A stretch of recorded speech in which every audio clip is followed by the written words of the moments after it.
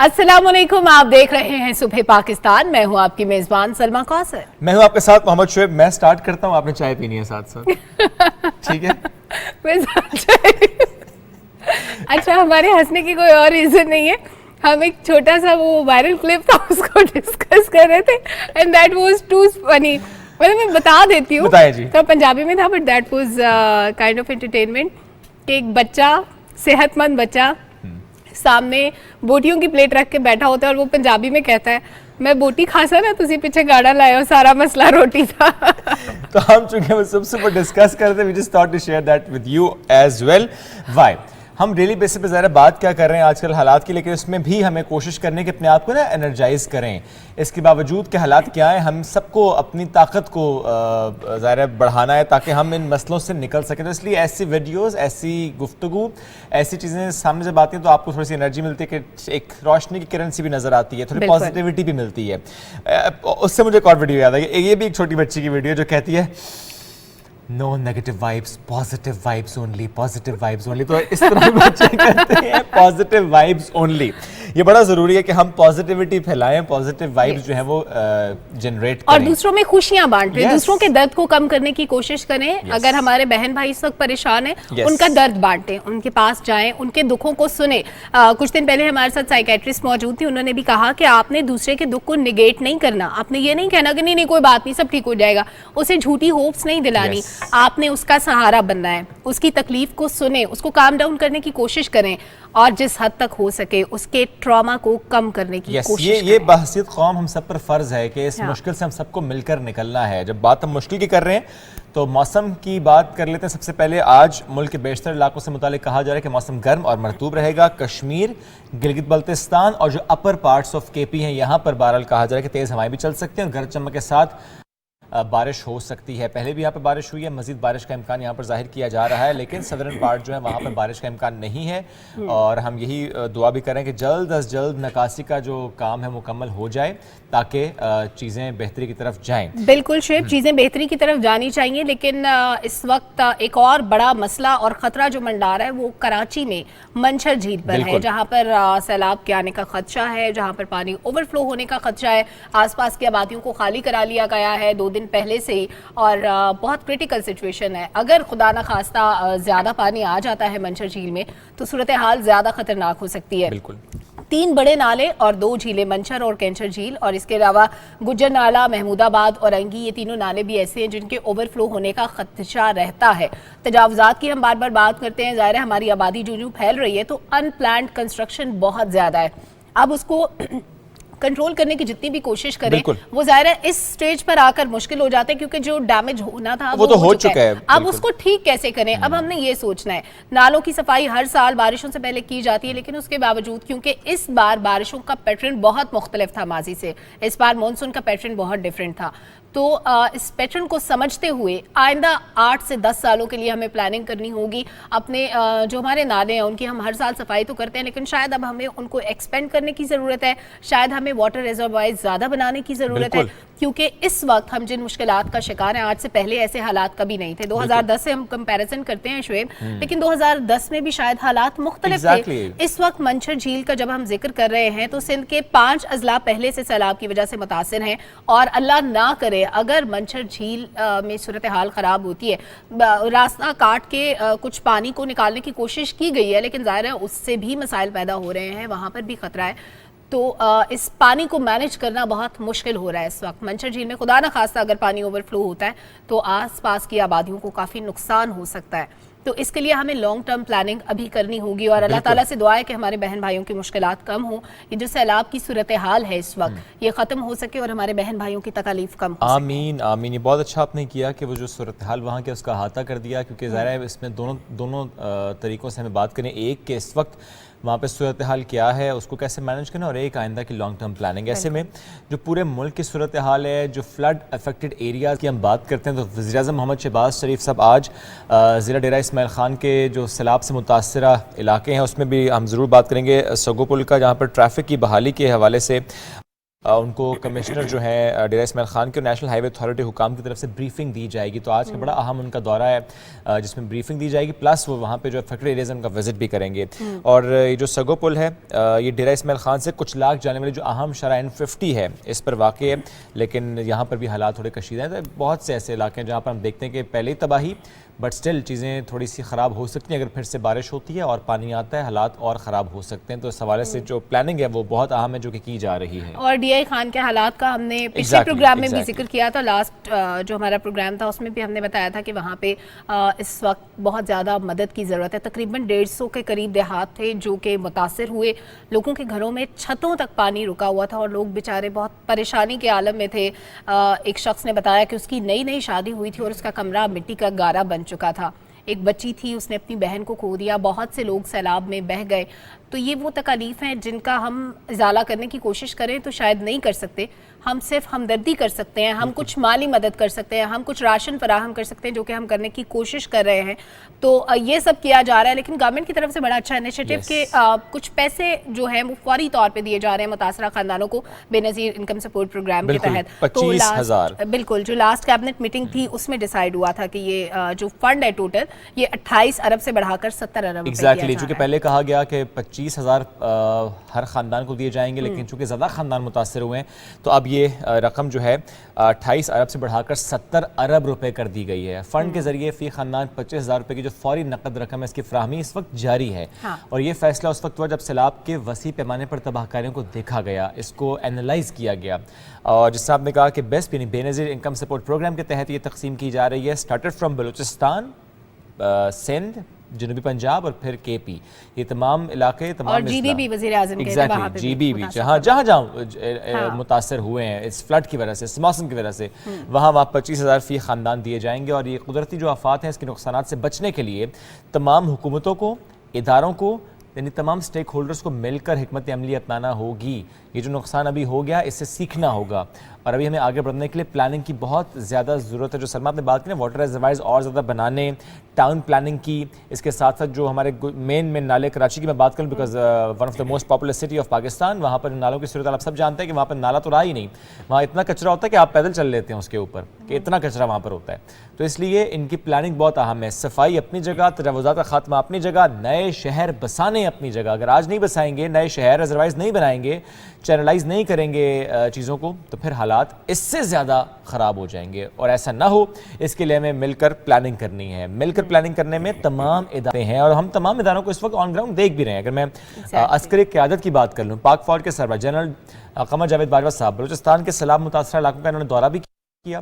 اور army chief نے یوم دفاع اور یوم شہداء کا دن جو ہے یعنی کل 6 ستمبر بلوچستان میں جو سیلاب سے متاثر اضلاع ہیں وہاں پر جا کر گزارا. بالکل, اس سے پہلے ہم دیکھتے تھے شعیب کہ کوئی بھی ایسا موقع ہوتا تھا, یوم دفاع ہو, عید ہو, کچھ بھی ہو, تو آرمی چیف پورا دن اگلے مورچوں پہ جوانوں کے ساتھ گزارتے تھے. لیکن اس وقت ہمارے جوان کیونکہ سیلاب متاثرہ علاقوں میں ڈپیوٹیڈ ہے, بالکل اب تو اگلا مورچہ یہی ہے, اگلا محاذ یہی ہے جہاں پر ہمارے جوان موجود ہیں, دن رات کام کر رہے ہیں, لوگوں کی مدد کر رہے ہیں, چاہے وہ ریلیف اور ریسکیو کا کام ہو, چاہے وہ سڑکوں کی بحالی کا کام ہو, چاہے وہ طبی سہولیات فراہم کرنے کا کام ہو. ہر جگہ ہمارے جوان ہمیں نظر آ رہے ہیں. تو آرمی چیف بھی وہیں موجود تھے, پورا دن وہاں پہ گزارا. انہوں نے نہ صرف جوانوں سے ملاقات کی بلکہ انہوں نے سیلاب متاثرین سے بھی بات کی. ظاہر ہے وہ لوگ اچھا فیل کرتے ہیں جب وہ اپنے دکھ کسی کو بتاتے ہیں, جب وہ اپنی تکلیف کسی بڑے کو بتاتے ہیں جو ملک میں کسی بھی اعلیٰ عہدے پر ہو. جب عوام ان سے اپنا دکھ شیئر کرتی ہے تو ان کا بھی دل ہلکا ہو جاتا ہے, ان کو لگتا ہے کہ شاید اب ہمارے دکھوں کا بداوا جلدی ہوگا. بالکل, یہ بہت اہم ہے. اور اس کے علاوہ ایک خبر اور بھی ہمارے پاس ہے. General Qamar Javed Bajwa, Sheila Jackson جو کانگریس کی رکن ہے جو پاکستان کے دورے پر آئی تھیں, جنہوں نے سیلاب سے متاثر علاقوں کا دورہ کیا تھا, بالخصوص سندھ کا, اور ان کی آنکھوں میں آنسو تھے وہ حالات دیکھنے کے بعد, لوگوں سے ملنے کے بعد. ٹویٹس بھی انہوں نے کی تھی, ہم نے منڈے کو آپ سے شیئر کی تھی ان کی ٹویٹس بھی. تو شیلا جیکسن کی ملاقات اب ہوئی ہے جنرل قمر جاوید باجوہ صاحب سے, اور اس دوران جو علاقائی صورتحال ہے, مختلف شعبوں میں دو طرفہ تعلقات ہیں, اس پر بھی بات چیت کی گئی ہے, کیسے مل کر آگے بڑھ سکتے ہیں. اس دن بھی بات کی تھی نا کہ اس طرح کے جو وفود کی آمد ہوتی ہے, اس طرح کے جو وزٹس ہوتے ہیں, بھلے وہ ایک اسپیسیفک ایونٹ کے لیے ہی کیوں نہ ہو, لیکن اس کے ہمیں دور رس نتائج نظر آتے ہیں. دو ملکوں کے درمیان تعاون بڑھتا نظر آتا ہے.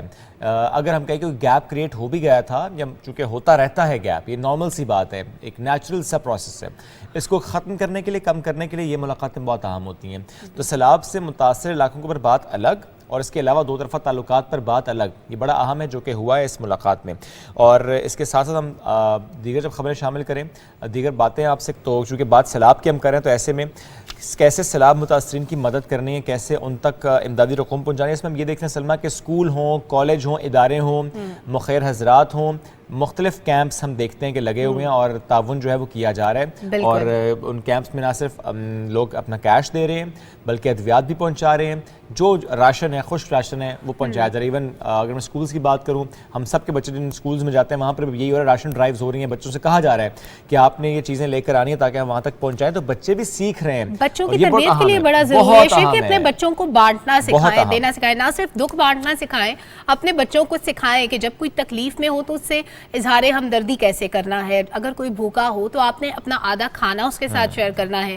اگر کوئی ضرورت مند ہے تو آپ اپنی پاکٹ منی کے پیسے اس کو دے دیں اور بچوں کے ہاتھ سے پیسے دلوائیں. یہ بچوں کی تربیت کا حصہ ہوتے ہیں. چھوٹی چھوٹی باتیں آپ جب سکھاتے ہیں نا ارلی ایج سے, تو بڑے ہو کے وہی بچے آپ کو بڑے بڑے عہدوں پہ لوگوں میں چیزیں تقسیم کرتے ہوئے نظر آتے ہیں.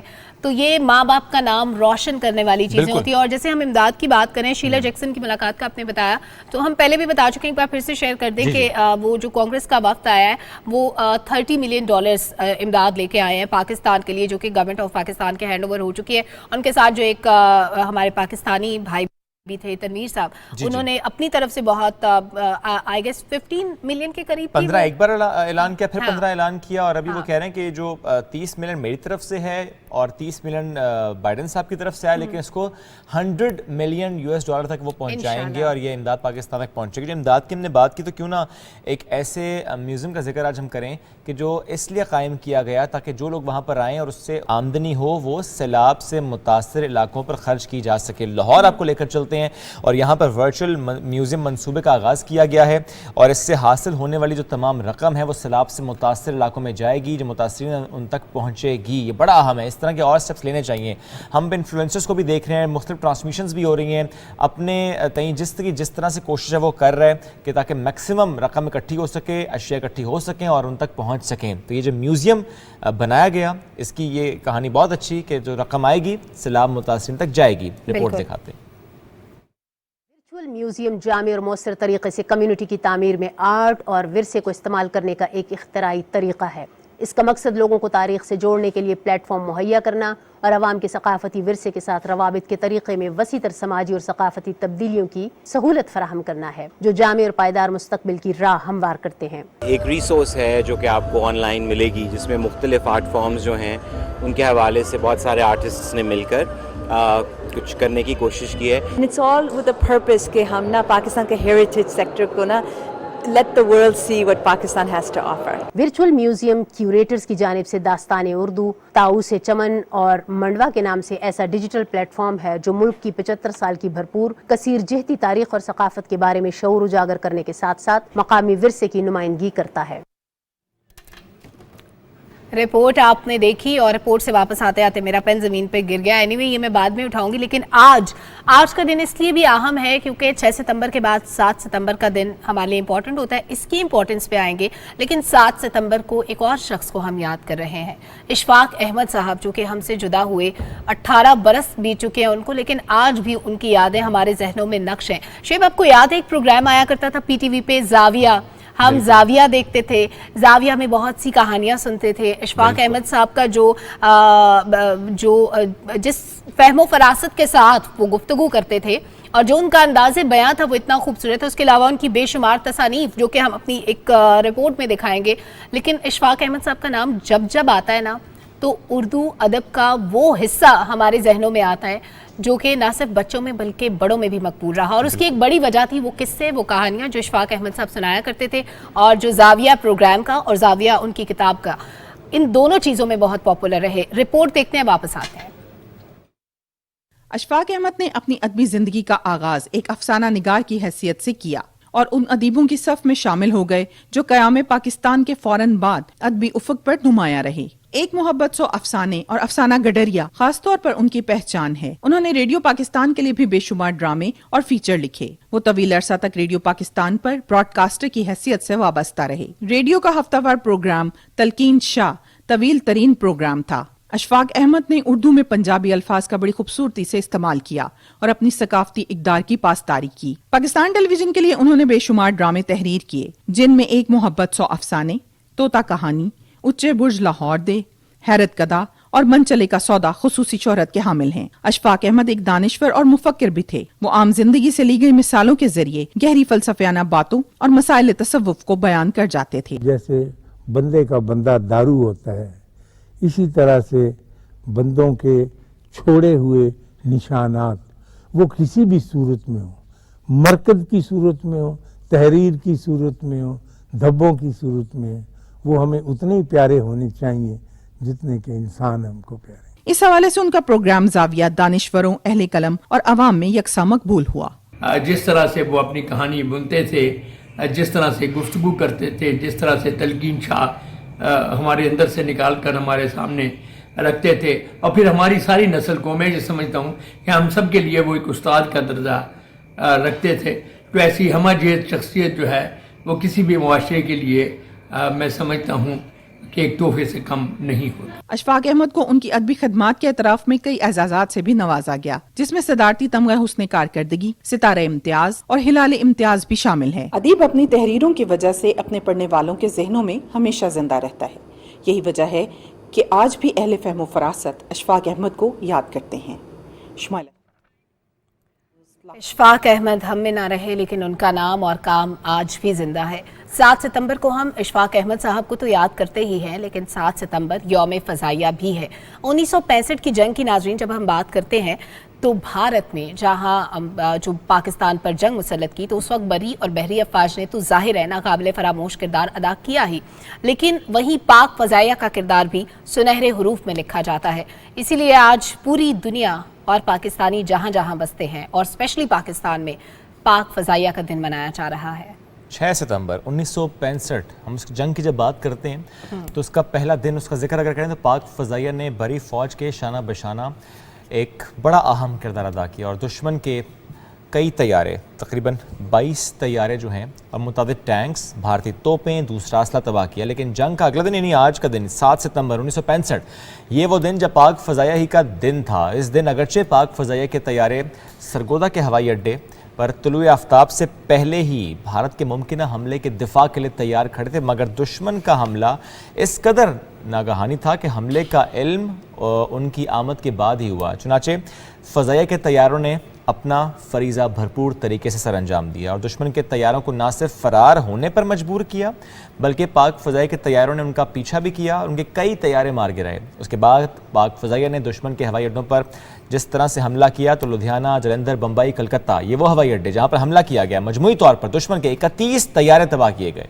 पाक फ़ज़ाइया ने भारतीय फ़ज़ाइया के खिलाफ अपनी इस कार्रवाई को 6 सितंबर की शाम 5 बजे के बाद शुरू किया और 7 सितंबर को शाम 5 बजे से पहले दुश्मन के 53 तैयारे तबाह करके नाकाबिल शिकस्त। इसीलिए शेब, हम जब MM आलम के कारनामों का जिक्र सुनते हैं, जब हम सरफराज रफीकी के कारनामों का जिक्र सुनते हैं, तो ये हमारे वो शाहीन थे जिन्होंने इन 53 तैयारों को पाकिस्तान की हुदूद में दाखिल होने से पहले दबोच लिया। यही वो लोग थे जिन्होंने पाकिस्तान के दिफा को नाकाबिले तस्खीर बनाने में अहम किरदार अदा किया। और जब हम उनका जिक्र करते हैं और पाक फ़ज़ाइया की बात कर रहे हैं तो एक डॉक्यूमेंट्री हमारे पास है उसके किरदार पर, पाक फ़ज़ाइया के किरदार पर, कैसे दुश्मन पर धाक हम बिठाते हैं। डॉक्यूमेंट्री मिलकर देखते हैं।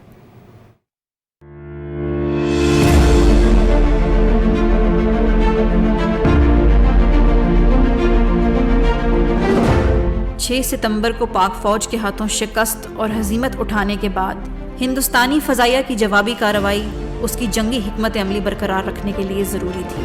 हिंदुस्तानी फ़ज़ाइया अपनी अददी बरतरी का फ़ायदा उठाते हुए पाक फ़ज़ाइया के तमाम एयर बेसिस पर हमला आवर हो सकती थी। ज़मीनी जंग में बरतरी हासिल करने के लिए भारत का फ़ज़ाई बरतरी हासिल करना बेहद ज़रूरी था। भारतीय जवाबी कार्रवाई 6 सितंबर से 23 सितंबर तक जारी रही, लेकिन पाक फ़ज़ाइया ने भारत को किसी नापाक इरादे में कामयाब होने नहीं दिया।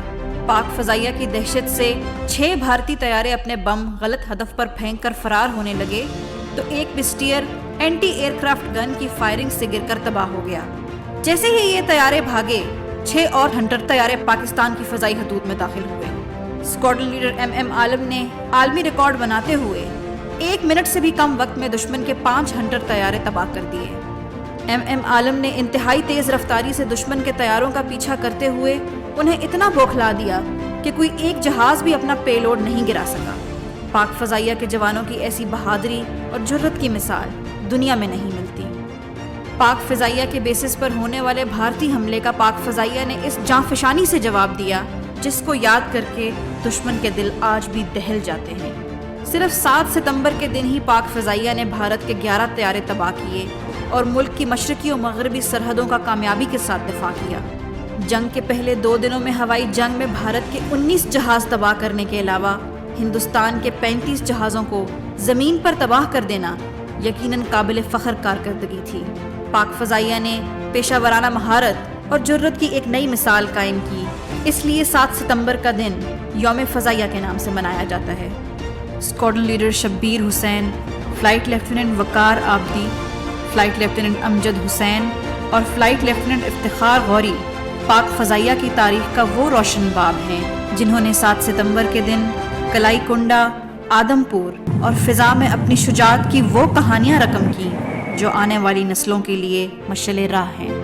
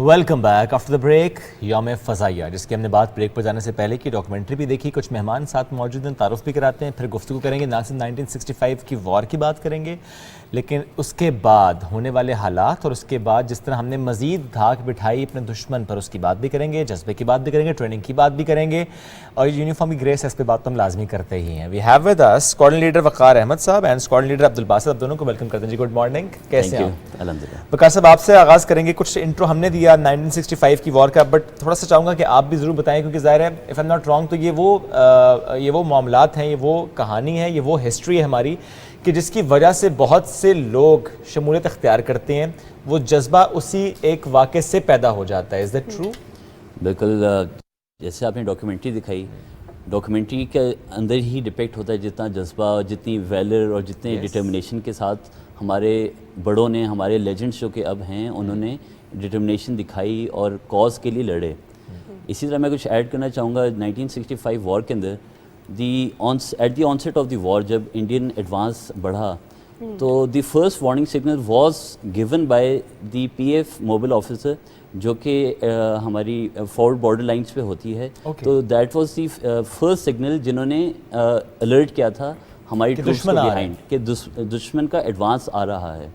दैट प्रॉम्प्टेड अ रिएक्शन, हमारी मिलिट्री मोबिलाइज हुई. तो at the onset of the war Pakistan air force again had a major contribution in spotting the enemies advance. इसी तरह जिस तरह आपने नाम लिए सरफराज रफ़ीकी, इम्तियाज़ भट्टी, सज्जाद हैदर, MM आलम, ये न्यूमरस नाम्स हैं. आप इनकी अगर इंडिविजुअल कंट्रीब्यूशंस देखें तो वो इतनी ओवरवेलमिंग है कि इवन टुडे हम उनकी स्टोरीज पढ़ते हैं जो कि to us, to the naked eye, it just seems words on paper.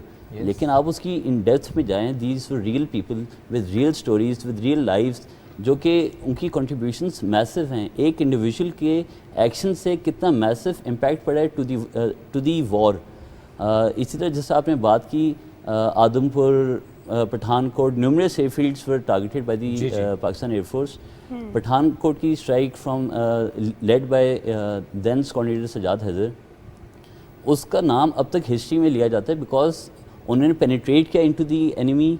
उन्होंने पठानकोट के ऊपर air supremacy, dominance, and then उन्होंने ऑन ग्राउंड रनवे को अनएबल फॉर सर्विस किया, उसको डिसयूज एयरफील्ड बना दिया. एंड देन जो एयरक्राफ्ट्स ऑन ग्राउंड थे उनको उन्होंने टारगेट किया. This was something that was unprecedented at the time. इसी तरह और नाम अगर हम लेना शुरू करें तो और बिल्कुल जिस तरह आपने कहा कि उससे इंस्पिरेशन मिलती है, तो इंस्पिरेशन का एक मंजर तो हमने देखा ऑपरेशन स्विफ्ट रिटार्ट में, जिस तरह हमने दुश्मन को चाय पिला के वापस भेजा. मतलब मुझे लगता है कि उस लेगेसी को कैरी कर रहे हैं हम. हमें ऐसा कभी नहीं लगता कि वो हिस्ट्री थी. मुझे लगता है कि 7 सितंबर को दुश्मन ने जंग हारी और उसके बाद उसकी हार का सिलसिला शुरू हो गया. ना सिर्फ भारत बल्कि दीगर ममालिक भी हमारी तरफ आंख उठा के देखने से पहले 10 बार सोचते हैं. बिल्कुल आपने सही कहा. जिस तरह हम अपने हीरोज़ की स्टोरीज सुनते हैं, हम उनके बारे में पढ़ते हैं, उनको जानते हैं, वो आते हैं हमसे इंटरेक्ट करते हैं, तो हम उनको इतना देख के उनसे बात करके इतना इंस्पायर होते हैं ऑब्वियसली कि it seems a lot of burden on to our shoulders eight times के इन जैसे लेजेंड्स ने भी एयरफोर्स को सर्व किए and now we are going up to those ranks. तो obviously it is a big task, लेकिन again we are trend for that, we are working hard towards that. और हमारी मेहनत जो पहले थी उतनी ही मेहनत आज है. डिटर्मिनेशन जो उनमें थी वही डिटर्मिनेशन आज हम में है, और which we showed on 27 Feb once again India ने प्रोवोक किया हमें and we retaliated with on all fronts. And हमने दुश्मन को जैसा आपने कहा उनको बुलाया, चाय पिला के हमने वापस फिर भेजा. तभी तो कहते हैं टी इज फैंटास्टिक. अच्छा कोऑर्डिनेटर अब्दुल बासित आपकी तरफ आएंगे. ज़ाहिर है हम बात जब करें 1960 बात भी करें, हम अब उस जज्बे की बात करें, एंड राइटली सेट कि वो डिटर्मिनेशन आज भी वैसा ही है, जज्बा आज भी वैसा ही अल्हम्दुलिल्लाह. और ज़ाहिर है हालात जब बदलते हैं तो हमें अपनी इक्विपमेंट पर तो हम लोग इन्वेस्ट करते हैं, लेकिन हमें साथ साथ अपनी नई नई टेक्निक्स पर भी इन्वेस्ट करना होता है. हमारी ट्रेनिंग का मयार चेंज हुआ है. मैं इन पॉजिटिव सेंस से बात करूं कि ज़ाहिर है अपने हालात ज़रा बदले हैं. दुश्मन की ज़रा दुश्मन जिस तरह से ट्रेनिंग करेगा हमें उसके हिसाब से अब अपनी ट्रेनिंग को बदलना भी होता है.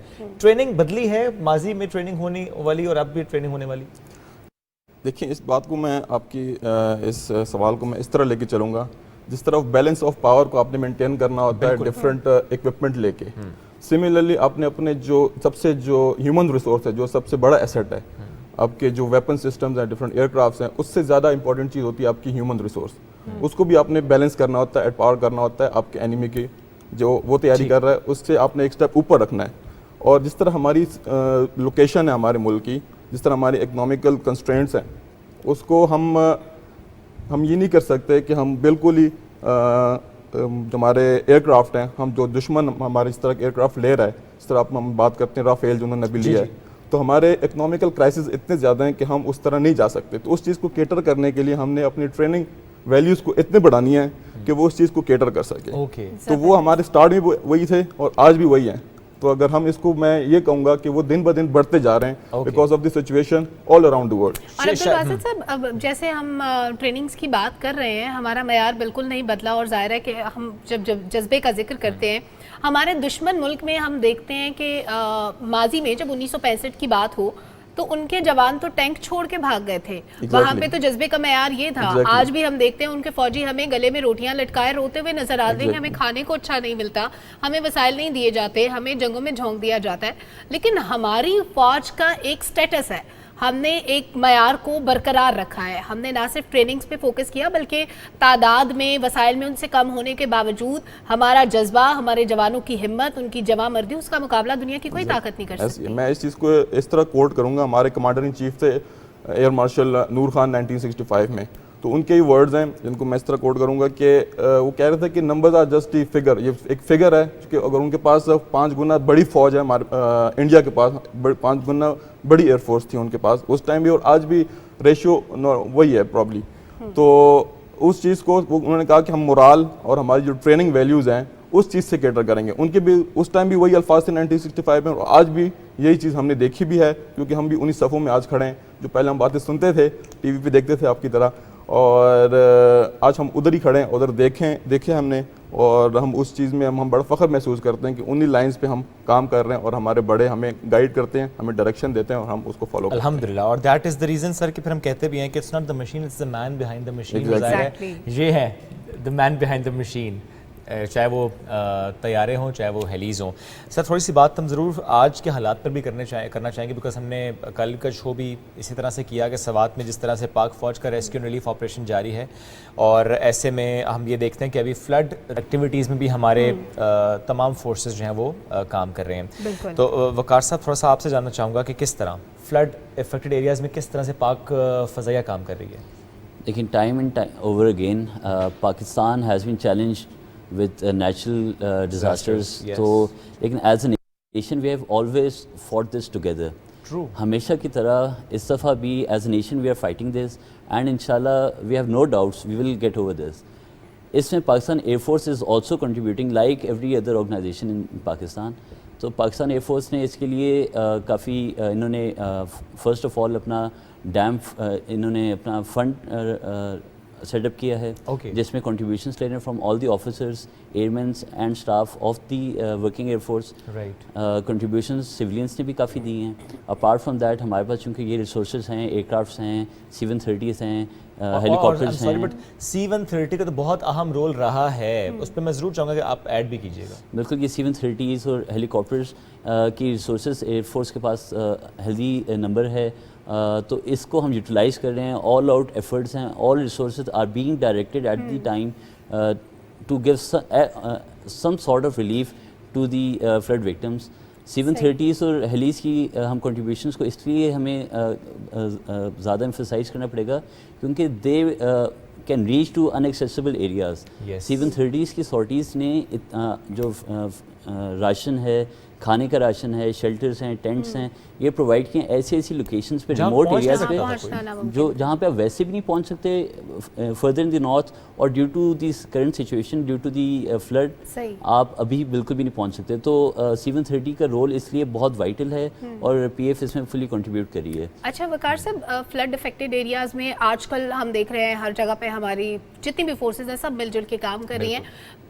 کیا روٹیشن پہ ڈیوٹیز ہوتی ہیں فلڈ افیکٹڈ ایریاز میں تمام جوانوں کی, تمام آفیسرز کی؟ پہلے ایک ٹیم جاتی ہے, پھر دوسری ٹیم جاتی ہے, ان کو تھوڑا سا ریلیف ملتا ہے, اس طرح سے ہوتا ہے؟ دیکھیں, جس سے آپ نے بھی 1965 کی بات کی, پھر بھی بات ہوئی, آپ نے بات کی موٹیویشن اور مورال کی. تو وار سچویشن ہو یا ایسی سچویشن ہو جہاں پہ بھی قوم کو پاکستان ایئر فورس کی ضرورت ہے, وہاں پہ موٹیویشن اور مورال اتنا ہائی ہوتا ہے کہ nobody wants to go back home, everybody is willing to give their all. تو اسی طرح اس سچویشن میں بھی ابھی فلڈ کرائسس جو ہے, ہمارے everybody is willing and everybody is motivated کہ نہیں مجھے یہ کام دیں, میں یہ کروں گا. یہ جذبہ ہمارے جوانوں کا, اور یہی جذبہ ہے جو ہمیں دنیا کی کسی طاقت سے ہارنے نہیں دیتا. جب مشکل آتی ہے وہ کہتے ہیں ہم یہی رہیں گے. اور یہ ہم نے ہر دفعہ دیکھا ہے, جب ہم کسی بھی ایئر بیس پر گئے ہیں, ہم نے وہاں کوریج کی ہے, اور ہم نے یہ سوال کیا آفیسر سے, پائلٹ سے, تو سب ہمیشہ تیار رہتے ہیں, 24/7 تیار رہتے ہیں کہ جب قوم نے پکارا دے آر دیئر. عبدالباسط صاحب آپ کی طرف آؤں گا, ہیلیز کا رول کیا ہے اور بالخصوص فلڈ افیکٹڈ ایریاز میں جس طرح سے ہم نے ہیلیز کو دیکھا, کئی ایسے علاقے جہاں پر اگر دریا میں طغیانی بھی تھی, وہاں کوئی پھنس بھی گیا تھا, وہاں پہ ہم نے ہیلی کو دیکھا کہ جس طرح سے وہ قریب گیا, حالانکہ بڑا ڈینجرس ہوتا ہے اتنا قریب چلے جانا کسی موج کے, لیکن لوگوں کو ریسکیو کرنا. تھوڑا سا ہیلیز کے رول پہ. اچھا, unlike fixed aircraft ہمیں چیز سمجھنی چاہیے کہ ہیلی کاپٹرز کا جو ایروڈائنامکس فینومینا ہے وہ بہت ڈفرینٹ ہے فکسڈ ایئر کرافٹ سے, تو اس کی کافی ساری لمیٹیشنز ہیں اور اس کے فائدے بھی بہت سارے ہیں کہ آپ ایسی جگہوں پہ راشن, اگر ہم فلڈ کی بات کریں, ایسی جگہوں پہ آپ ریلیف پہنچا سکتے ہیں جہاں پہ فکسڈ ایئر کرافٹ نہیں جا سکتا, اور لوگ کو آپ وہاں سے آپ ان کو ریسکیو کر سکتے ہیں جہاں سے کوئی اور کنیکٹیوٹی نہیں بن سکتی, کیونکہ آپ دیکھ سکتے ہیں کہ سارے ہماری جو روڈ اسٹرکچر ہے بالکل ہی ٹوٹ پھوٹ کا شکار ہے, تو وہاں پہ ہیلی کاپٹرز نے اپنا رول ادا کیا ہے. فلڈ ریلیف کے بارے میں بتانا چاہوں کہ اس کے 3 سٹیپس ہوتے ہیں. پہلے آپ کرتے ہیں ریسکیو کرتے ہیں, پھر آپ ریلیف پرووائڈ کرتے ہیں, پھر اس کے بعد ہوتی ہے ری ہیب. ابھی آلموسٹ الحمدللہ ہمارا ریسکیو کمپلیٹ ہو چکا ہے, ابھی ہم ریلیف اور ری ہیب کے سٹیپ پہ ہم ابھی ہیں. تو اگر پاکستان ایئر فورس کی ہیلی کاپٹر فلیٹ کی میں بات کروں تو 24/7 ہم اپنا کردار ادا کر رہے ہیں. Chief of the air staff کے بڑے کلیئر انسٹرکشنز ہیں, بڑے کلیئر ڈائریکٹیوز ہیں کہ آخری بندے کو ریلیف پہنچائے بغیر ہم اپنا یہ ریسکیو آپریشن ختم نہیں کریں گے. اس میں سر یہ بھی ہوتا ہے کہ موسم خراب ہو, ذرا ہیلی ہم نہیں اڑاتے اب, لیکن یہ ایسے حالات تھے کہ ہمیں کئی بار اڑانا بھی پڑا, کئی بار ہمیں وہاں پہنچنا بھی پڑا. میں جس طرح وہ اگزامپل دی نا آپ کو کہ وہ دریا, کیونکہ میں نے فوٹیج دیکھی ایسی کہ وہ اتنا تیز بہاؤ تھا, ریلا گزر رہا تھا, لیکن چونکہ لوگ پھنسے ہوئے تھے اس کو بچانے کے لیے وہ ہیلی اتنا قریب گیا, اپنی جان خطرے میں ڈال کر گیا, لیکن اس شخص کو اس نے بچایا. اب ذرا پائلٹ اپنی جان خطرے میں ڈال بھی رہا ہے کیونکہ ظاہر ایک جان بچانی ہے, پوری انسانیت کو بچانے کے لیے کوشش کرنی ہے. کون کون سے ایسے حالات ہوتے ہیں سر کہ جب بڑا ایک ٹف ڈیسیژن ہوتا ہے کہ اب ہیلی اڑانا ہے یا نہیں اڑانا؟ بہت سارے اس طرح واقعات آتے ہیں, بہت ایسے سینیریوز بنتی ہیں جو آپ نے یہی میں وہی بات کروں, ٹریننگ کا حصہ ہوتا ہے کہ آپ نے ٹف ٹائم کنسٹرینٹ انوائرمنٹ میں ڈیسیجن لینا ہے کہ آیا میں آگے جاؤں یا میرے جو جہاز میں بیٹھے ہیں وہ بھی تو کسی کے بھائی ہیں, کسی کے شوہر ہیں, کسی کے جو ہے نا والد صاحب ہیں, ایک جان قیمتی ہے کیونکہ وہ پائلٹ کی پیور پائلٹ کا ڈیسیجن ہے. بالکل ایگزیکٹلی, جو پائلٹ ہے وہ جس جہاز پہ وہ بیٹھا ہوا ہے, جس طرح میں نے بات کی کہ وہ بہت ہی قیمتی اثاثہ ہوتے ہیں, پائلٹ اٹ سیلف بھی, جو ہمارا کرو ہوتا ہے وہ بھی, اور جس جہاز پہ وہ بیٹھے ہوتے ہیں وہ بھی. تو انہوں نے ایک بڑا ٹائملی ڈیسیجن لینا ہوتا ہے کہ آیا ہم آگے بڑھیں یا ہم تھوڑا سا ویٹ کریں کہ ویدر فینومینا تھوڑا سا ڈائی ڈاؤن ہو جائے تو ہم آگے بڑھیں. تو وہ چیز جو ہے نا سچویشن ویری کرتی ہے, تو آپ نے پائلٹ پہ ڈیپینڈنٹ زیادہ ہوتا ہے وہ ایگزیکٹلی, جو جس آپ محسوس کر سکتے ہیں کہ اس ٹائم پائلٹ پہ جو پریشر ہوتا ہے, کیونکہ ایک سامنے ایک انسانی جان بھی اس کو نظر آ رہی ہوتی ہے کہ میں آگے جاؤں, کیونکہ ہمارا موٹو یہ ہے کہ جس نے ایک انسان کی جان بچائی وہ اس نے تمام انسانیوں کی جان بچائی. تو ریسکیو آپریشن ہم اسی موٹیو سے کر رہے ہوتے ہیں. تو یہ آپ دیکھ سکتے ہیں, محسوس کر سکتے ہیں کہ جس پریشر سے ہمیں نظر بھی آ رہا ہے, اور جتنا جلدی ہمارا ریلیف اور ریسکیو کا جو پروسیس تھا یہ جتنی جلدی چینج ہوا ہے شعیب, یہ اتنا جلدی ممکن نہ ہوتا اگر ہمارے پاس ظاہر ہے ایئر کرافٹ نہ ہوتے. بہت ساری جگہوں پہ پہنچنا ممکن نہیں تھا جہاں پر جیسے آپ نے بتایا کہ ہیلی کے تھرو ہم نے لوگوں کو ریسکیو کیا. اچھا وقار صاحب, یہ تو ہم نے ساری باتیں کر لی پروفیشنل لائف سے متعلق. اب ظاہر ہے جو لوگ ہمیں یونیفارم کے اندر نظر آ رہے ہیں ان کی یونیفارم سے ہٹ کے بھی ایک زندگی ہوتی ہے, تو لوگ یہ سمجھتے ہیں کہ یہ جو یونیفارم میں آفیسرز ہمیں نظر آتے ہیں یہ ذاتی زندگی میں بھی ایسے ہی ہوتے ہیں. ہاں, وہ گاڑی نہیں چلاتے, وہ جہاز ہی چلاتے ہیں. وہ جہاز ہی چلاتے ہیں, ایگزیکٹلی. ایسے تھوڑی ہے کہ کھانا لینے جانا ہے تو جہاز پہ جانا ہے, آف کورس گاڑی پہ جانا ہے یونیفارم کے بغیر بھی. تو روٹین لائف میں اور آفیشیل لائف میں فرق کیا ہوتا ہے؟ اور ڈیلی تو ظاہر روٹین میں اگر 9 to 5 جاب ہوتی ہے لیٹ سپوز, تو ایئر کرافٹ تو نہیں اڑانا ہوتا, تو اس وقت کیا مصروفیات ہوتی ہیں آپ؟ جی, فرسٹ آف آل یہ ٹائم ریسٹرکٹیڈ ہماری جاب ڈسکرپشن اس طرح کی ہے کہ 9 to 5 یا ٹائم پہ اس کو ہم ریسٹرکٹ نہیں کر سکتے. 24 گھنٹے we are always there, always ready. ہم کوئی نہ کوئی کام ایٹ آل ٹائمس کر ہی رہے ہوتے ہیں.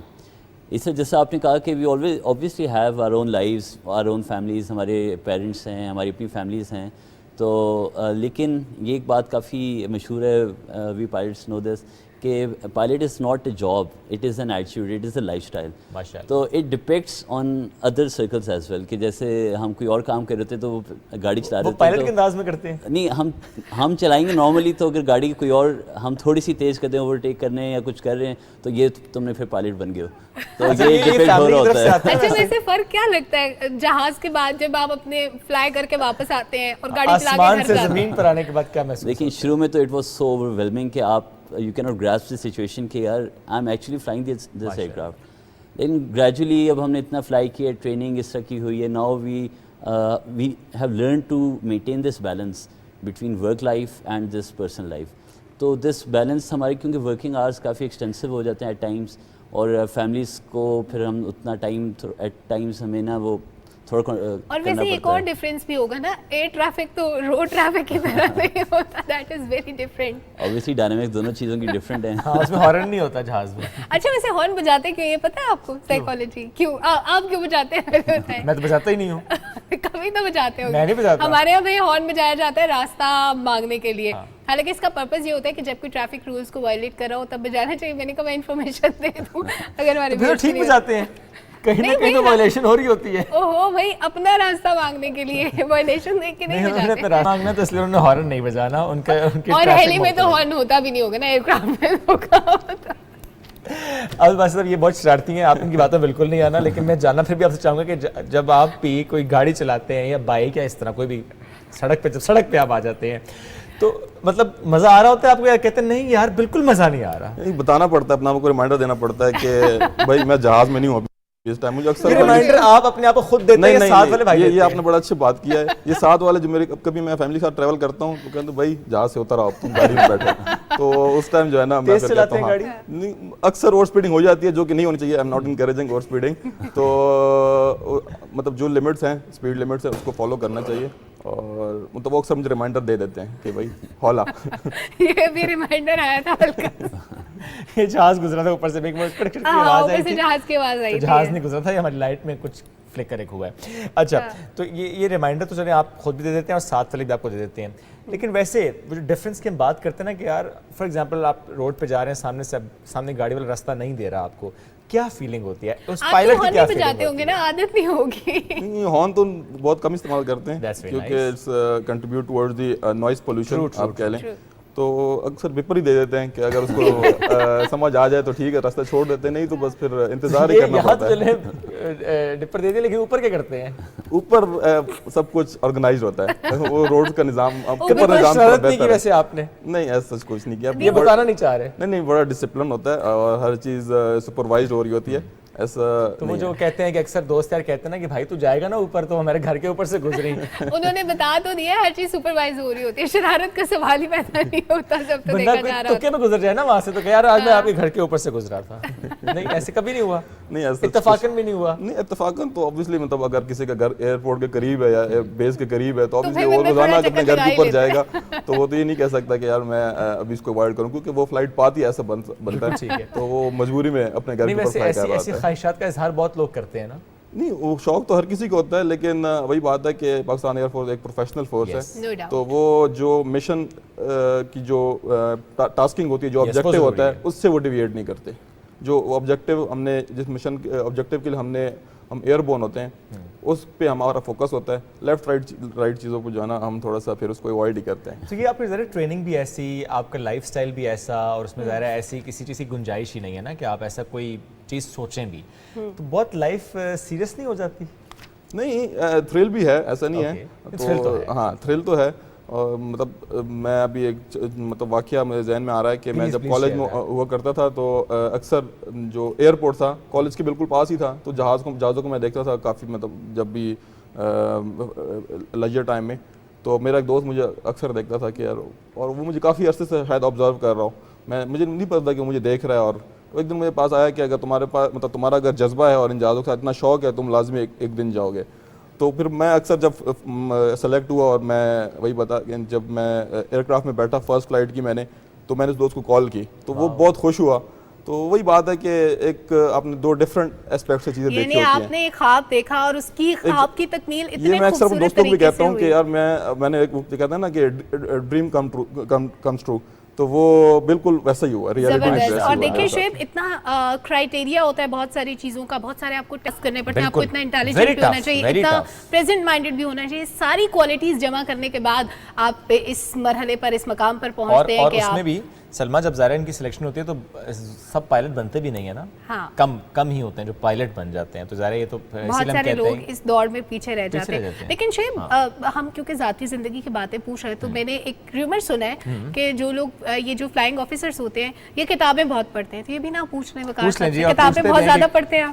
دیکھیں یہ میری فیملی بھی ڈس ایگری کرتی تھی ہمیشہ, میں جب ان کو بتایا کرتا تھا کہ میں سارے دن صرف کتابیں پڑھتا رہتا ہوں, ابھی بھی ڈس ایگری کرتی ہے. وہ کتابیں باہر کوئی اور ہوتی تھی, اندر کوئی اور, ایسے تو نہیں تھا نہیں, اندر میگزین ہو, باہر کورس بک ہو. دیکھیں پائلٹ بائی نیچر نا تھوڑا سا ہوتا ہے, he plays by the line of those rules. تو اگر اسی کتاب کے اندر کتاب رکھی ہے تو I can expect that from a pilot, that can happen. لیکن اس کے علاوہ ہمارا جو, کیونکہ اب جیسے جیسے ایڈوانسمنٹس آتی جا رہی ہیں ٹیکنالوجی کے اندر, تو یو ہیو ٹو کوپ اپ. تو ہماری ٹریننگ نے اسی کو انکلکیٹ کرتے ہوئے ہماری اکیڈمکس پہ بہت فوکس ہوا ہے. اب for the past few years air force نے پرائمری طور پہ اکیڈمکس کو کافی بڑھایا ہے, امپروو کیا ہے, اس پہ فوکس کافی بڑھایا ہے, اور this necessary. The enemy is getting smarter, تو سو ظاہر ہم نے اس کو مقابلہ اس انداز سے کرنا ہے, مور ایکوپڈ, مور ٹرینڈ, زیادہ پڑھنا. کہیں یہ تو نہیں کبھی سوچا, میں نے سوچا تھا کہ پڑھائی وڑھائی تو ختم ہو جائے گی, یہاں تو پڑھنا بھی پڑ رہا ہے. میرا بھائی ڈاکٹر ہے تو میری اس سے بحث یہی ہوتی ہے کہ نہیں میں تم سے زیادہ پڑھتا ہوں, وہ کہتا ہے نہیں اٹ از ناٹ پاسبل. تو میں کہتا ہوں نہیں, اٹ از ایکچولی پاسبل. تو اب میری family can vouch for that کہ نہیں, وین دے سی کہ واقعی سارا دن it is all books and ایوری تھنگ, تو دے ایکچولی سی کہ نہیں پڑھائی اتنی زیادہ ہے. پھر ڈاکٹر تو پڑھتے ہی پڑھتے ہیں کہ بھائی نے پڑھا ہے, ہم یہ نہیں کہہ رہے نہیں پڑھا, لیکن وہ کہہ رہے ہیں کہ میں نے بھی اتنا ہی پڑھا ہے.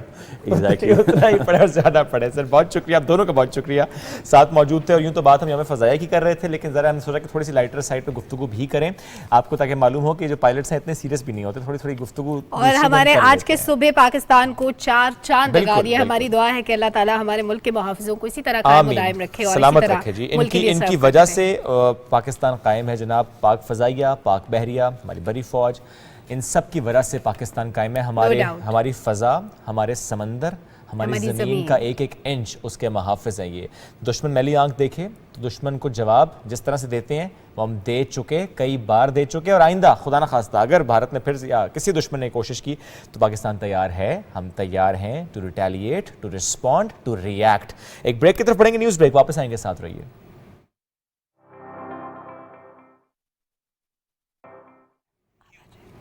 Welcome back after the break. ناظرین اب صبح پاکستان میں بڑھیں گے آگے, کچھ اور مہمان ہمیں جوائن کریں گے, اور ایک مصنف, براڈ کاسٹر, کمپیئر, ڈرامہ نگار, ان کا ذکر کرتے ہیں. محمد اسلم شہزادہ صاحب آج ہمیں جوائن کر رہے ہیں. ریڈیو پاکستان سے اپنے کریئر کا انہوں نے آغاز کیا تھا. پنجابی ڈراموں میں, فیچرز میں اور بچوں کے پروگرامز میں بطور صداکار حصہ لے چکے ہیں. 28 سال سے ریڈیو پاکستان سے ماشاءاللہ وابستہ ہیں, اور رابطہ کے نام سے ریڈیو پاکستان پر ایک شو کریں. پاک فوج کے شہداء اور ہیروز کے حالات زندگی سے متعلق ان کی کتاب راہ حق کے شہید بھی شائع ہو چکی ہے. تو آج چونکہ جوائن کیا انہوں نے پشاور سے, انہیں ویلکم بھی کرتے ہیں, کچھ گفتگو کریں گے. السلام علیکم جی, کیسے ہیں آپ؟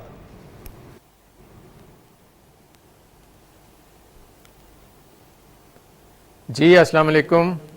وعلیکم السلام. سر امید آپ خیریت سے ہوں گے. آج صبح اچھی ہوئی ہوگی. تھوڑا سا آپ جاننا چاہتے ہیں 28 سال بڑا ایک طویل عرصہ ہوتا ہے, اور ریڈیو پاکستان سے ماشاءاللہ وابستہ رہے. تھوڑی سی زیادہ شیئر کریں گے سر ان 28 سالوں کی؟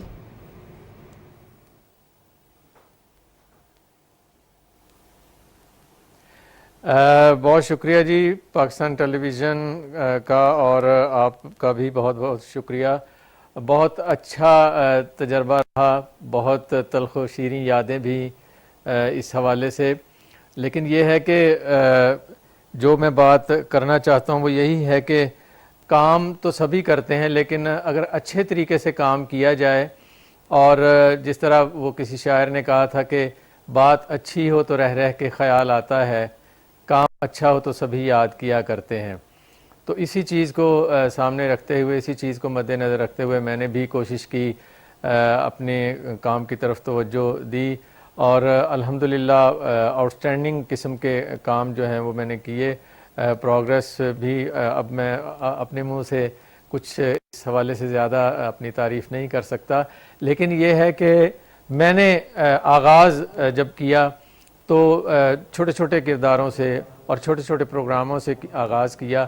اس کے بعد بڑے بڑے پروگرام کیے, ہوک اپ کے پروگرام کیے, اور ماشاءاللہ سے بڑے بڑے ٹاپک جو ہیں ہوک اپ سے, قومی نشریاتی رابطے سے جو نشر ہوئے, مختلف موضوعات پہ ڈاکومنٹریز اور مختلف قسم کے مذاکرے وہ بھی میں نے کیے، مختلف ڈرامے بھی کیے. پاکستان ٹیلی ویژن تو میرا اپنا چینل ہے، اور پی ٹی وی کے حوالے سے میں یہی کہنا چاہوں گا کہ پی ٹی وی میرا گھر ہے، اور آج مجھے بڑی خوشی ہو رہی ہے، بڑے عرصے کے بعد میں اس چینل پہ اسٹوڈیو میں یہاں پہ بیٹھا ہوں اور آپ سے ہم کلام ہوں.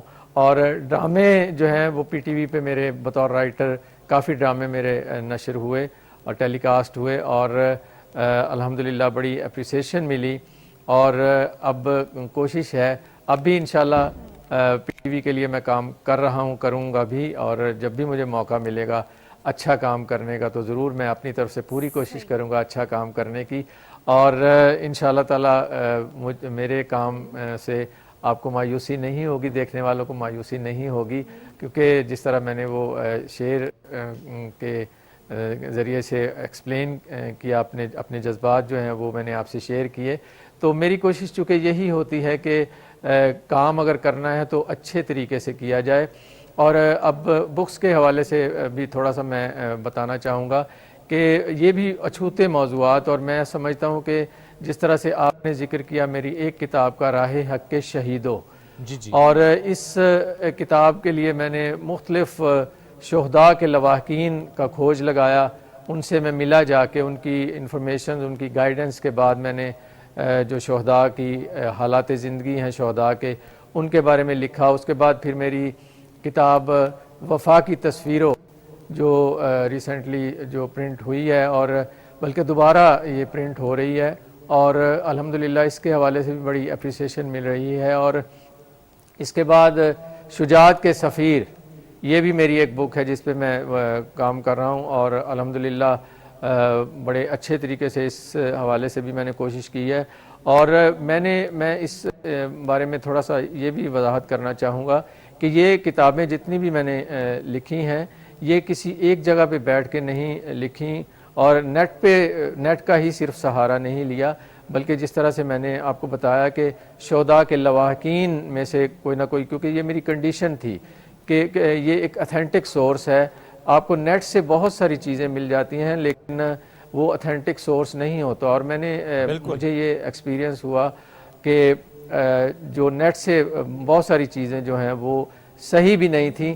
اور میں نے اسی وجہ سے میں نے جو شہداء کے لواحقین ہیں ان کا کھوج لگایا، ان میں بہت سارے جو مختلف شہروں سے تعلق رکھنے والے شہداء ہیں، پھر ان میں کچھ نشان حیدر بھی ہیں، اور جس طرح سے ہمارے پہلے نشان حیدر کیپٹن سرور شہید 1948 میں ان کی شہادت ہوئی.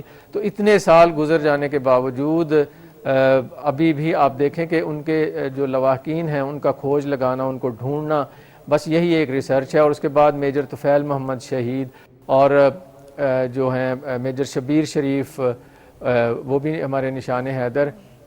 اسی طرح سے راشد منہاس جو ہیں ان کا تعلق کراچی سے، کراچی میں ان کی فیملی، ان سے میرا رابطہ ہوا، اور میں نے پھر ان سے رابطہ کرنے کے بعد ان کی انفارمیشن اور ان کی گائیڈنس کے بعد میں نے یہ سارا کچھ لکھا. اور الحمدللہ میں اپنی ٹیم کے لوگوں کو بھی، جس میں بڑے اچھے لوگ ہیں، آپ مجھے اپنے منہ سے یہ بات کرنی پڑ رہی ہے، انہوں نے بھی میرا ساتھ دیا. انہوں نے بھی جس طرح سے بھی ہوا انہوں نے اسٹرگل کی، اور ان کتابوں کے حوالے سے جتنی بھی محنت ہوئی الحمدللہ میں اللہ تعالیٰ کی ذات کا بڑا شکر ادا کرتا ہوں. اور اس حوالے سے اپریسیشن بھی بہت ملی. لیکن ایک جو چیز ہے وہ میں ضرور کہنا چاہوں گا کہ اس حوالے سے گورنمنٹ لیول پہ جس طرح سے پاک آرمی ہے، پاک آرمی کے شہداء جو ہیں ماشاءاللہ سے، میں اکثر اپنے فنکشنز میں بھی اپنی کتابوں کے حوالے سے جو بھی میرے کوئی فنکشن ہوتا ہے، تقریب ہوتی ہے،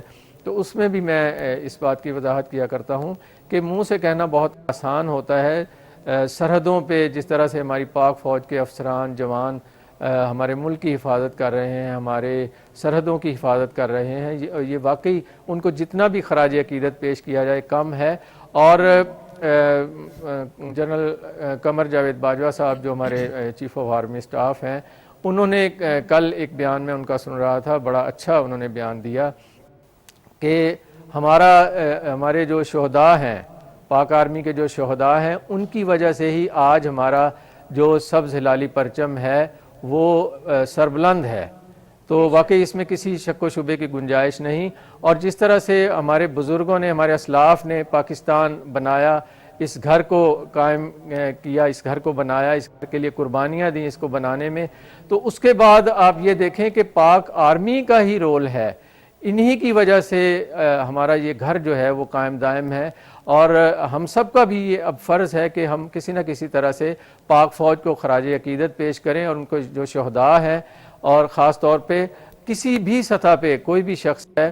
اور جس طرح سے آپ نے دیکھا کل 6 ستمبر منایا گیا بڑے جوش و خروش سے، اگرچہ سیلاب زدگان کے حوالے سے بھی بہت ساری باتیں جو ہے یہ افسوسناک کچھ خبریں جو ہیں وہ آ رہی ہیں. اللہ تعالیٰ ان کی مصیبتوں کو دور کرے، ان کی مشکلات کو دور کرے اللہ تعالیٰ. اور پھر بھی یہ ہے کہ ہماری پاک فوج جو ہے جب بھی کوئی موقع ہوتا ہے، زلزلہ ہوتا ہے، سیلاب ہوتا ہے، کوئی بھی خدا نہ خواستہ کوئی ناگہانی آفت آتی ہے، تو ہماری پاک فوج کے جوان افسران جو ہیں وہ آگے. سر اس میں کوئی شک نہیں، ہمیں ہمیشہ پاک فوج آگے نظر آئی ہے، چونکہ آپ نے بڑے خوبصورتی سے ایلیبوریٹ بھی کیا. اور آپ نے جب سر گفتگو آغاز کیا نا کہ کام کا طریقہ یہ بڑا اہم ہوتا ہے، میں تو وہیں کھو گیا کہ یہ وہ بات ہے جو تربیت کا حصہ ہونی چاہیے. کام تو سبھی کرتے ہیں، اس کے طریقے پر بات ہونی چاہیے. اور اس کے ساتھ جو آپ نے سر کہا نا کہ کتابیں لکھتے ہوئے آپ نے پرائمری سورس پہ فوکس کیا، آپ نے فرسٹ ہینڈ انفارمیشن پہ ریلائی کیا، خود گئے. کئی جگہ جانا مشکل بھی رہا ہوگا، ملاقاتیں سم ٹائمز ڈیلے بھی ہو جاتی ہیں، نہیں مل پاتا، نہیں کمپائل ہو پاتی چیزیں، لیکن وہاں تک پہنچنا، اس گفتگو کو پھر کتاب کا حصہ بنانا کہ انٹرنیٹ سے اس طرح کا فائدہ نہ لیا بلکہ خود اپنی محنت سے، کوشش سے، اور آپ نے وہ ساری چیزیں کمپائل کی. یہ دو باتیں بڑی اہم ہیں. سر کتنا فقدان آپ کو آج کے نوجوان میں اس چیز کا نظر آتا ہے کہ سر ہم انٹرنیٹ پہ ریلائی بہت زیادہ کرتے ہیں، ہم سیکنڈری اینڈ ٹرشری سورس پہ بہت ریلائی کریں، ہم پرائمری سورس پہ ریلائی نہیں کر رہے. That is the reason fake news بھی ہے، دیٹ از دا ریزن کہ انارکی بھی ہے، دیٹ از دا ریزن چیزیں غلط ڈائریکشن میں جاتی ہیں.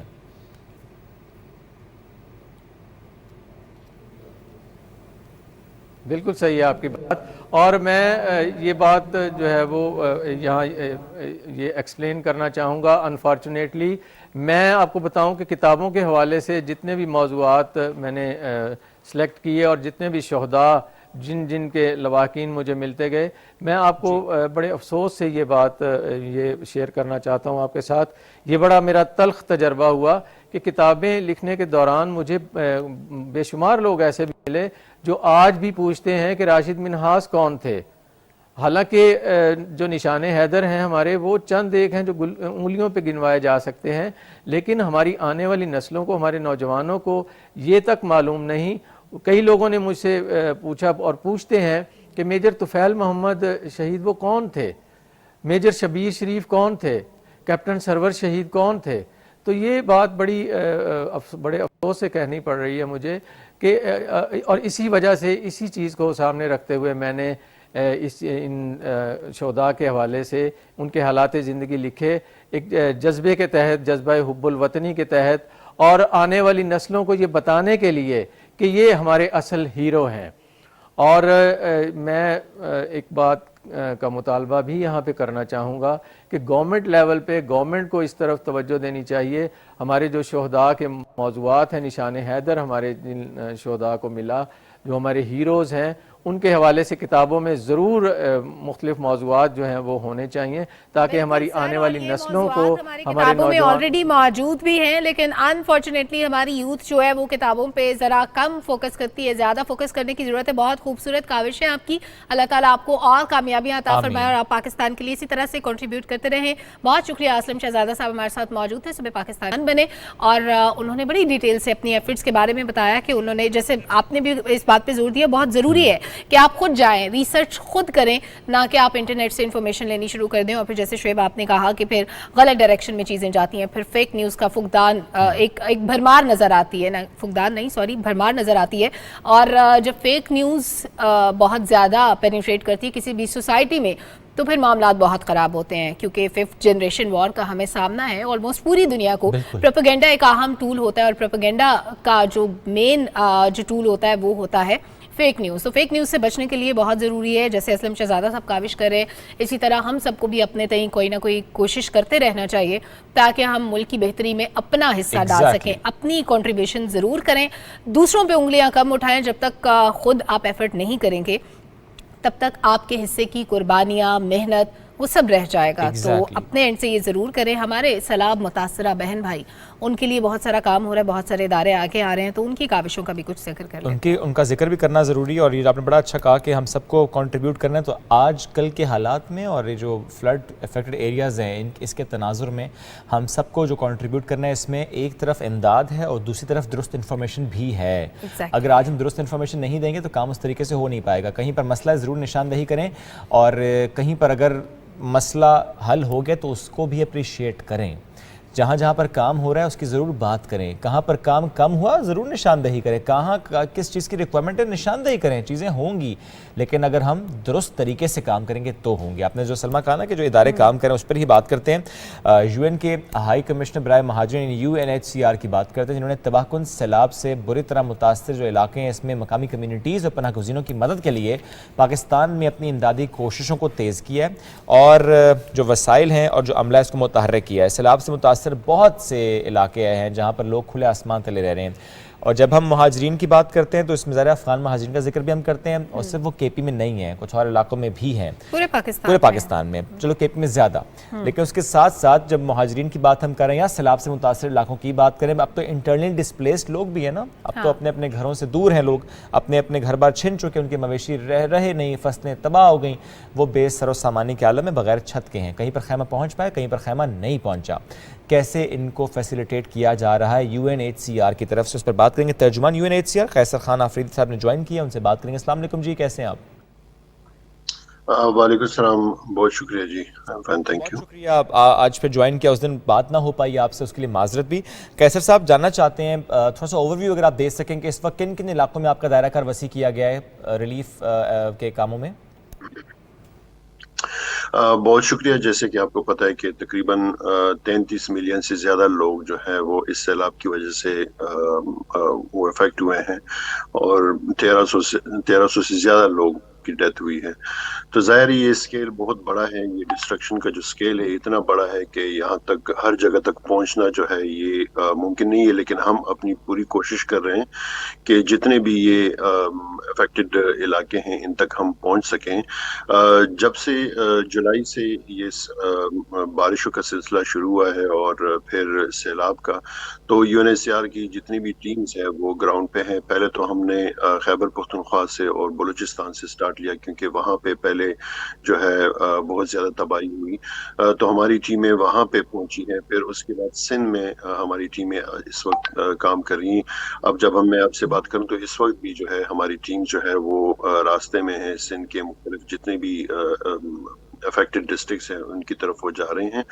تو خیبر پختونخوا میں اور اوور آل جو ہے ہمارے ہزاروں کے تعداد میں جو خاندان ہیں ان کے لیے ہم نے خیموں کا بندوبست کیا ہے, اور جتنے بھی جو ایمرجنسی آئٹمس ہیں وہاں تک ہم کوشش کریں کہ ہم پہنچیں.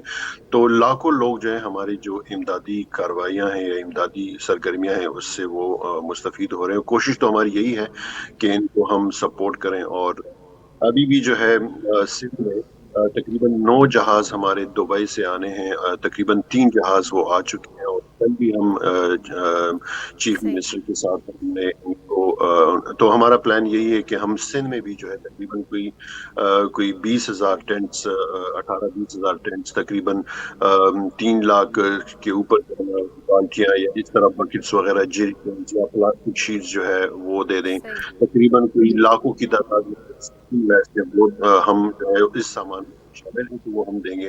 اس طرح جو آپ کو پتا ہوگا کہ شیلٹر کے علاوہ جو ہے نا بہت بڑا چیلنج یہ بھی ہے کہ وہاں پہ زیادہ مچھر ہے ان علاقوں میں, تو جس کی وجہ سے یہ خاندان یہ لوگ جو ہے وہ 1.5 لاکھ جو ہے سندھ کی ہم نے 1.5 لاکھ انٹرنیٹ جو ہے وہ ابھی بھجوائے ہیں جو کہ مختلف ڈسٹرکٹس میں جو افیکٹڈ ڈسٹرکٹس ہیں.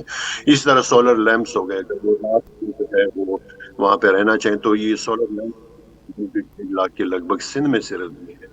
اسی طرح کچن سیٹس ہیں, اسی طرح اور چیزیں ہیں, صابن ڈگنی کی کٹس وغیرہ. تو پورے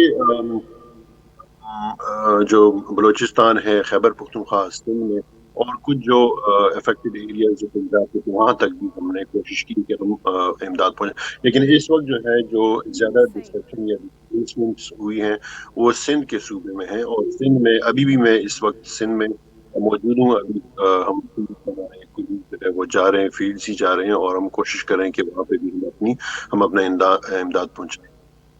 کیسے صاحب بالکل اسی طرح یہ مدد کا سلسلہ جاری رہنا چاہیے. بہت زبردست کام کر رہے ہیں آپ کی آرگنائزیشن.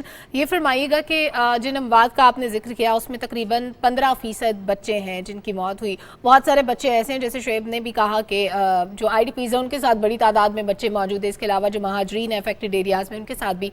تو بچوں کی فلاح کے لیے کیا آپ کا ادارہ کچھ کام کر رہا ہے؟ کیا ان کے لیے کوئی اسپیشل پلان ہے آپ کے پاس؟ کیونکہ ظاہر ہے ان کے پڑھنے کا بھی بندوبست کرنا ہے، ان کو نیوٹریشن بھی چاہیے، ان کو ایک بہتر مستقبل بھی چاہیے.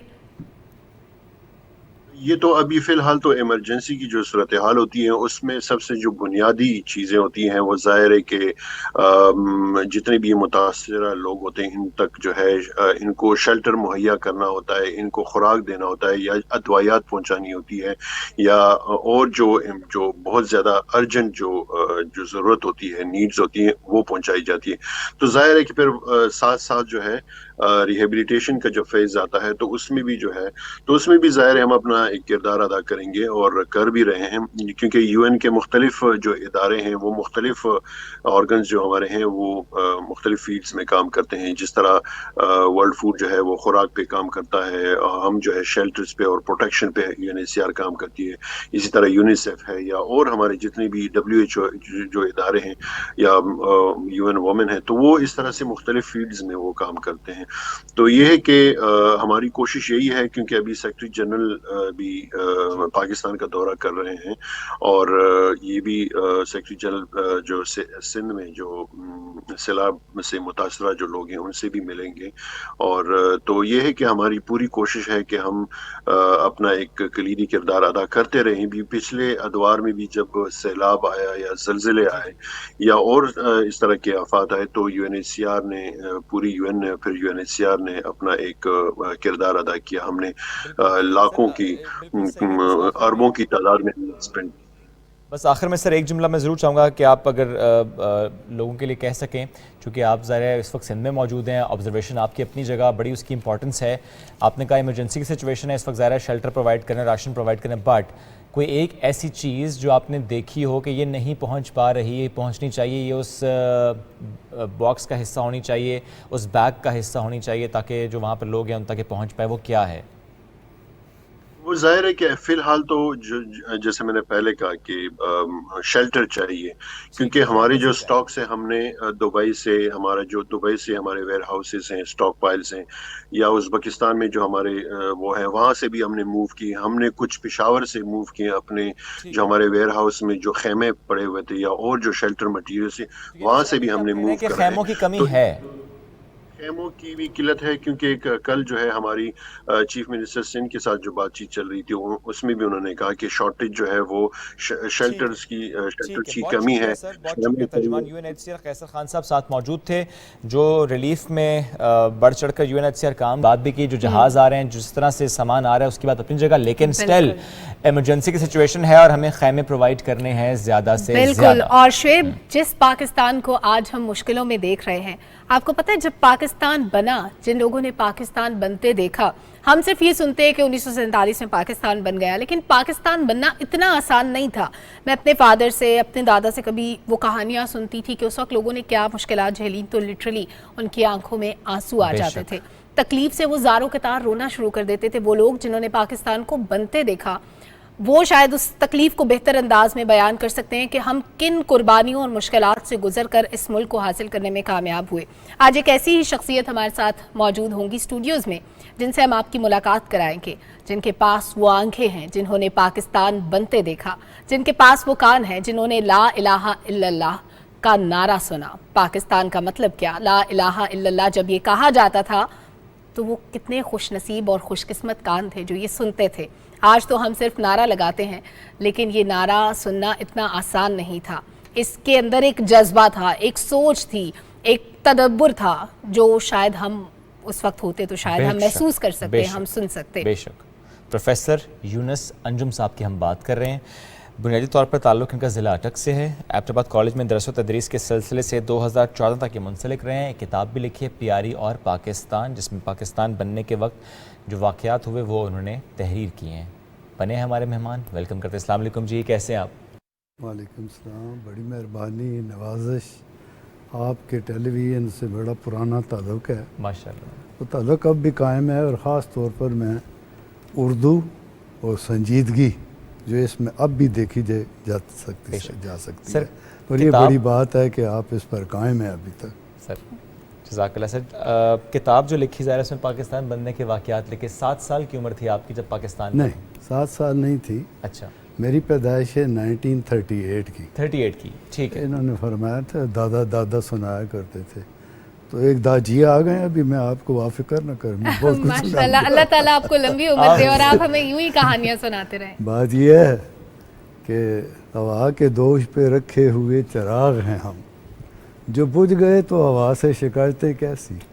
لیکن بہرحال یہ نئی نسل تک اگر میری کچھ باتیں پہنچ سکیں سر پلیز, تو مجھے بھی میرا بہت دل خفا ہے. یہ جو آپ سیلاب کی بات کی ہے تو دعا کر سکتے ہیں, اور جتنی مدد ہم سے ہو سکتی ہے ہمیں کرنی چاہیے. بالکل. پاکستان سے اللہ ان آفات کو دور کرے اور آئندہ کے لیے محفوظ رکھے. تو میری عمر اس وقت 1938 کی میں پیدائش ہے, اور اس وقت میں 9 سال کا تھا.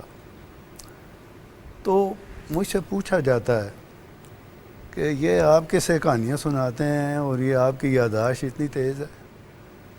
بھئی یادداشت دیکھیں, جو حالات میں نے دیکھے, ایک تاریخ بن رہی تھی, ایک نیا ملک کریٹ ہونے جا رہا تھا, ایک بہت بڑی تحریک تھی. اس تحریک کا کچھ حصہ میرے گھر کے اندر بھی موجود تھا, اور میں ہندوؤں کے محلے, پنڈتوں کے محلے میں رہتا تھا, اور ہمارے گھر کے ساتھ جو دیوار جڑی ہوئی تھی وہ ہندوؤں کی تھی. میری اس کتاب کو, اس پہ میں نہیں ابھی بات کرتا, میری اس کتاب کا موضوع کہ میں نے اس وقت بچہ بن کر جو کچھ دیکھا, بوڑھا بن گیا, بوڑھا ہو گیا, اور پھر بچہ بن کر قلم اٹھایا, تو میں نے ان واقعات کو لکھا ہے. Very interesting. تو ہندوؤں کے محلے میں جو بات میں آپ سے کہنا چاہتا ہوں وہ ایک تھی جو مجھے اس وقت بہت کھٹکتی تھی, وہ قربانی تھی. گلی باندھ تھی, اور گلی کتنی تھی, کوئی 2 فٹ 2.5 فٹ کی گلی تھی. اسی میں سے پیاری بھی گزرتی تھی, اس میں سے بچے بھی گزرتے تھے, اور ہم بھی گزرتے تھے. اور پیاری نام سے آپ یہ نہ سمجھیں کہ وہ حسین و جمیل. میں نے کلاس میں ایک دفعہ بات کر دی کہ میں کتاب ختم ہونے لی, پیاری اور پاکستان. اچھا جی پیاری ہیں, پیاری. وہ میں نے کہا پڑھو گے تو پتہ چلے گا وہ پیاری کون ہے. بہرحال وہ ایک بڑی کٹر قسم کی ہندو عورت تھی.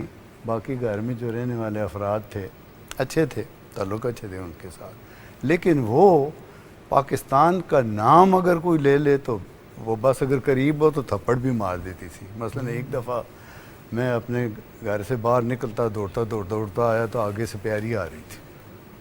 اب اتنی گلی, تو وہ میری سپیڈ, تو میں ٹھا کر کے اس کے ٹکرایا اس کے بدن کے ساتھ. اس نے مجھے یہاں سے پکڑ کر مٹی مویا, تو نے مجھے بھڑیشٹ کر دیا ہے. اب بھڑیشٹ اس وقت تو مجھے نہیں پتا تھا, تو یہ ہندی زبان کا لفظ کہتے ہیں ناپاک ہو جانا. اچھا, اس کے جو اندر سے بدبو آئی تو میری ناک سے ہوتی ہوئی پورے بدن میں پھیل گئی. اب مجھے تھپڑ پڑا تو دور میرے دوست کھڑے تھے چھوٹے, ہم جلوس نکالنے کے لیے جا رہے تھے. یعنی 9 سال کی عمر میں آپ جلوس نکالتے تھے پاکستان؟ میں ابھی آتا ہوں اس طرف, وہ بچے مل کر نکالتے تھے, یہ میں اس طرف بھی آ رہا ہوں میں. تو وہ میرے دیکھ کر ہنس رہے تھے سارے کہ آئیے پیاری سے ٹکرا گیا ہے. اچھا, میرا رنگ لال پیلا, اور مجھے اور کچھ نہ سمجھ آئی, تو میں ذرا دور جا کر تو میں نے نعرہ لگا دیا پاکستان زندہ باد. تو وہ تو اس کے لیے ایک توپ کی گولا سمجھ لے. تو خیر ہم وہاں سے بھاگے, اس نے کوئی پتھر اٹھایا پھینکا, لیکن ہم نکل چکے تھے. میرے چچا, میرے سارا خاندان اس وقت مسلم لیگ میں تھا, اور میرے چچا ایک قصبہ تھا ہزرو, اب بہت بڑا قصبہ, چھوٹا قصبہ نہیں تھا. جلوس کی قیادت کرتے تھے, روزانہ جلوس نکلتا تھا. اور میں کہا کرتا ہوں کہ میں نے تحریک پاکستان میں اس طرح سے حصہ لیا کہ میں سٹول اٹھا کے لے کے جاتا تھا, چچا اس پر کھڑے ہوتے تھے اور وہ تقریر کیا کرتے تھے کہ اب یہ ہو گیا, اب یہ ہو گیا, اب یہ ہو. لوگوں کو وہ گول سڑک تھی, اس کا چکر لگا کر پھر جلوس جو وہ اختتام پر پہنچتا. اس کے بعد ہم یہ کرتے تھے بچے کہ اکٹھے ہو کے لائن میں پیچھے، جس طرح نرسری کے بچے نہیں پیچھے سے وہ پکڑ لیتے ہیں وہ دامن کو، تو پکڑ کے تو ہم چلتے تھے اور نعرے لگاتے تھے پاکستان زندہ باد، اور گلی میں آ کر پیاری کو سنانے کے لیے خصوصی طور پر ہم زور زور سے نعرے لگاتے تھے. تو یہ ہمارا ایک جاری رہتا تھا یہ سلسلہ دشمنی کا. تو چچا میرے جو تھے ان کو بعد میں ٹی بی ہو گئی، بڑا وہ گرد بھی ہوتی تھی اور یہ بھی ہوتی تھی، تو ان کو ٹی بی ہو گئی.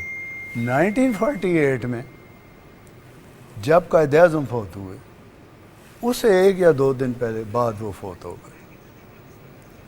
اور میں نے اس کتاب میں لکھا ہے کہ کاش کہ ان کو پاکستان کے جھنڈے میں کوئی دفناتا. تو ہمارے گھر میں بڑا ہمارا بھائی پاکستان پر قربان ہو گیا، میرا چچا پاکستان پر، اس طرح کی خواتین بھی نعرے لگاتی تھی. خواتین جو گیت گاتی تھیں اس وقت، شکر الحمدو انڈیا پاکستان ہویا، جھنڈا رسولی کل دنیا تے شان ہویا. واہ، اب یہ دیکھیں یہ لوگ ہے نا اندر سے نکلنے والی. پروفیسر صاحب قطع کلامی کے لیے بہت معذرت، ایک لائیو کٹ آ رہا ہے، واپس آ کے یہیں سے ڈسکشن شروع. عطا تارڑ صاحب وزیر اعظم کے معاون خصوصی اس وقت میڈیا ٹاک کر رہے ہیں، آپ کو براہ راست لیے چلتے ہیں.